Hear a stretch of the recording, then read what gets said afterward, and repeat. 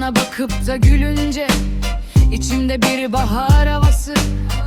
Ama biraz fazla ciddisin. Of anam of, kendi etrafında dönüyorsun. Hayatı fazla ciddiye alıyorsun.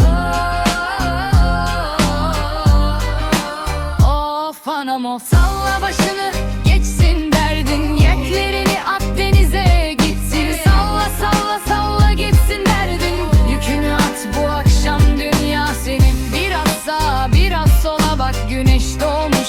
Sorunların hepsi geçici, asıl mesele sensin. Of anam, gülümse bir tanem. Kafesteki kuş değilsin sen, kanatların var. Uçmak için illa rüzgar gerekmez ki, hafif bir esinti yeter. Hadi inan. Of anam of, bugün üzüldün yarın yeni bir sayfa. Aç kalbini bırak gelsin bu şahane hava.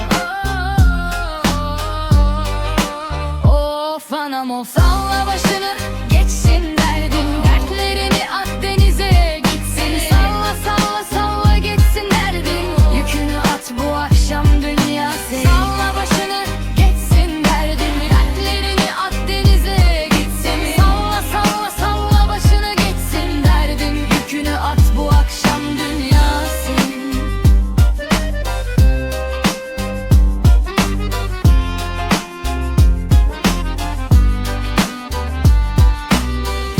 Düşünme öyle derin derin, eller havaya ayaklar yerden kesilsin.